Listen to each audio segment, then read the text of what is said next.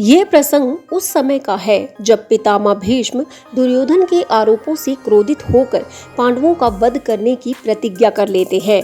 लेकिन क्योंकि वे भी पांडवों से स्नेह करते थे, इसलिए श्री कृष्ण द्वारा जब पांडवों को भीष्म के पास भेजा जाता है, तब वे ये उपाय निकालते हैं कि यदि युद्ध मैदान में मेरे समक्ष कोई स्त्री आएगी तो मैं अपने शस्त्र डाल दूंगा और तब अर्जुन मुझ पर तीर चलाकर अपने भाइयों की रक्षा कर सकता है।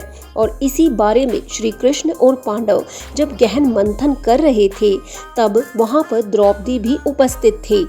तब श्री कृष्ण ने जब ये पूछा कि पितामह के समक्ष नारी कहाँ से आएगी, तब द्रौपदी को अपनी उपेक्षा सी महसूस होने लगी और वह बोली कि क्या मैं किसी को यहाँ दिखाई नहीं दे रही। तब कृष्ण बोले कि क्या अब कल्याणी पितामह का सामना करेगी। तब अचानक युधिष्ठिर भी बोले कि हाँ, यदि पुरुषों के होते हुए नारी को युद्ध मैदान में जाना पड़े तो ये पुरुषों के लिए बहुत ही शर्म की बात है। इस पर द्रौपदी के मन में एक शंका हो जाती है कि शायद पांडव कोई मार्ग निकालना ही नहीं चाहते। तब वह कहती है कि ये 5 महापुरुष यही चाहते हैं कि कोई ऐसा मार्ग निकल आए जिससे इन्हें उस गांधारी पुत्र को ना मारना पड़े। तब श्री कृष्ण को द्रौपदी का ये व्यवहार उचित नहीं लगता। उन्हें लगता है कि द्रौपदी हमेशा पांडवों पर तंज कसकर उनकी वीरता को छोटा समझती है। तब श्री कृष्ण उठते हैं और कहते हैं कि पांचाली, तुम हमेशा किसी भी वार्तालाप में अपने इन खुले केशों को लेकर मत आया करो। यानी श्री कृष्ण अप्रत्यक्ष रूप से कह रहे थे कि पांडवों के शौर्य को कमतर ना समझो। जब देखो हर कार्य में तुम इन्हें ताना देकर इन्हें तंग करती हो। श्री कृष्ण द्रौपदी से पूछते हैं कि क्या तुम यही चाहती हो कि तुम्हारे खुले केशों के लिए लाखों लोग अपने प्राणों की आहुति दे दें? क्या इसके बाद तुम्हारे ये अपमानित केश रणभूमि में पड़े लाखों लोगों के शवों का बोझ उठा सकेंगे? यानी क्या तुम उनके परिजनों को रोता बिलखता देख पाओगी? आगे श्री कृष्ण कहते हैं कि तुम समस्त नारी जाति के स्वाभिमान का प्रतीक हो, इसलिए जब मूल बातों पर वाद विवाद हो रहा हो तो अपने ये खुले अपमानित केश ना दिखाया करो। यानी श्री कृष्ण कहते हैं कि नारी इतनी कमजोर और विवश नहीं है कि हर कार्य में उसे अपने स्वाभिमान की दीवार का सहारा लेना पड़े और बार बार दूसरों के अहम को चोट पहुँचाए।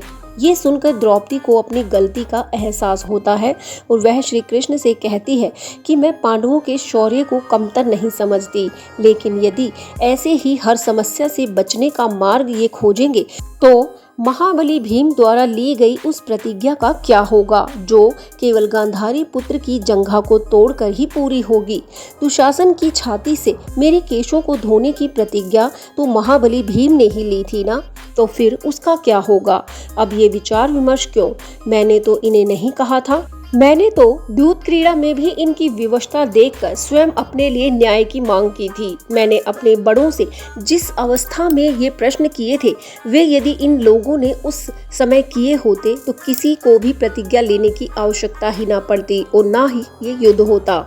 जब दास के हाथों गांधारी पुत्र दुर्योधन ने मुझे राजसभा में उपस्थित होने के लिए कहा था, तब पांडवों ने कोई मार्ग क्यों नहीं निकाला, क्यों नहीं मेरे सम्मान की रक्षा की। इस पर श्री कृष्ण कहते हैं कि पांचाली, सब कुछ नियति का रचा हुआ है, तुम्हें न्याय भी मिलेगा और तुम्हारे खुले केशों को भी मुक्ति मिल जाएगी।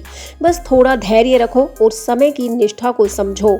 तब द्रौपदी ये सुनकर वहां से चली जाती है।